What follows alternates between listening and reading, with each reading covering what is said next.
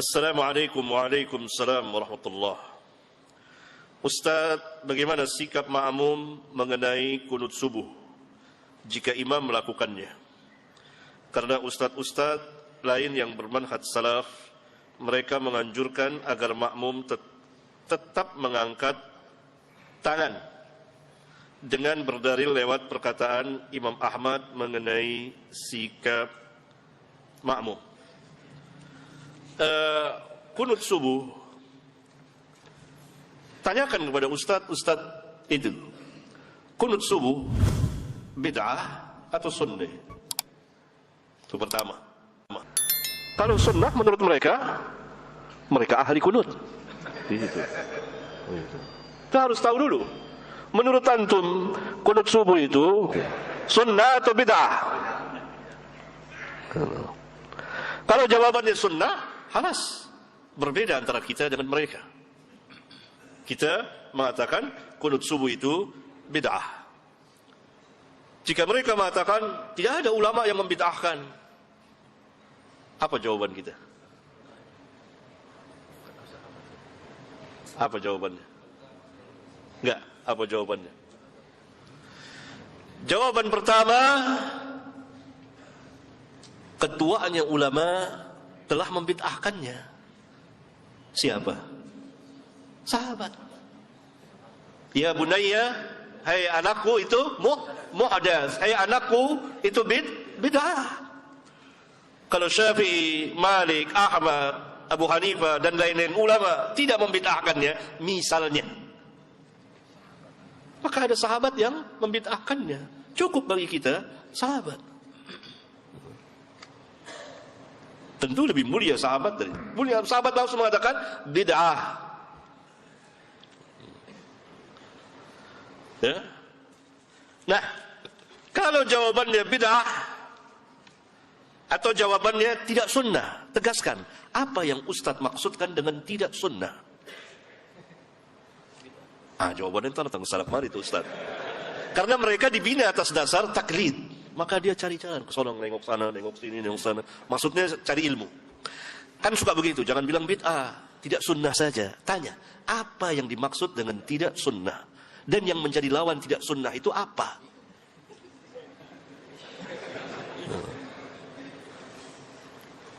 Bolehkah kita katakan usolli itu tidak sunnah? Iya, usolli tidak sunnah. Boleh nggak kita katakan usolli itu bid'ah? Iya, boleh bid'ah, berarti sama dong. Sahih. Sebetulnya ikhwan, dalam dakwah seorang dai harus berilmu pertama,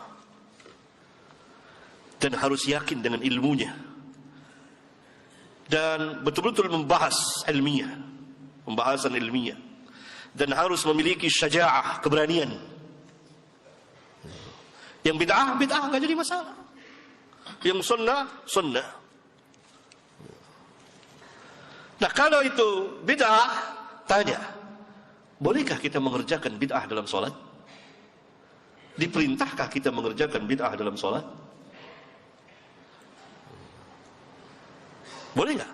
Nggak boleh. Dalilnya? Sallu kama ra'aitumuni usalli. Salatlah sebagaimana kamu melihat aku salat, bukan sebagaimana kamu melihat mereka salat. Tidak, aku salat. Semuanya merujuk kepada Nabi yang mulia sallallahu alaihi wasallam. Mereka berkata lagi, kita diperintah untuk mengikuti imam. Innama ju'ilal imamu liyutamma bihi. Tanya, mutlaqan atau muqayyadan? Mutlakkah atau muqayyad dengan sunnah? Kalau dikatakan mutlaqan, berarti antum harus mengikuti imam yang mengangkat tangan lebih dari kepalanya. Gini. Berarti kita harus mengikuti imam yang bersedekap seperti ini ya. Gini. Kok antum nggak ikuti? Kan mutlaqan. Gini. Antum harus mengikuti imam. Kenapa antum di sini lempeng, nggak bengkok seperti ini? Antum harus mengikuti imam yang sedekapnya mendekati farjinya gini. Kan gini nih. Berarti ini hadisnya dhaif, di bawah pusar, nggak sampai ke parji bahkan sini. Berarti mengamalkan hadis dhaif dan dalam mengamalkannya tidak tepat sampai mendekati parji gini. Harusnya di sini di bawah pusar. Tapi hadis itu dhaif. Kenapa antum nggak ngikuti? Bahkan antum di sini. Kelebihan juga. Sahih. Saya ajak antum bebas merdeka. Ini saya. Antum imma mau ikut ustaz lah, antum merdeka. Saya hanya mau bahas ini. Untuk para pelajar merdeka, bahas sendiri antum. Antum bisa baca kitab. Berarti tidak mutlak. Lalu ditanya lagi, oh kita kan pernah Nabi SAW salat 5 rakaat, sahabat ikut. Nabi lupa, itu bid'ah atau lupa? Bukan bid'ah. Lupa. Beda. Antum nggak bisa bedain antara lupa dengan bid'ah.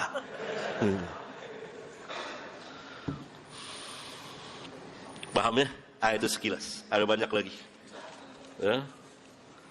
Oleh karena itu, kita tidak diperintah mengikuti imam yang mengerjakan bid'ah. Kalau kita meyakini bahwa kunut subuh itu tidak sunnah, yakni bid'ah, maka tidak boleh kita ikuti. Dan kita tidak mengerjakan.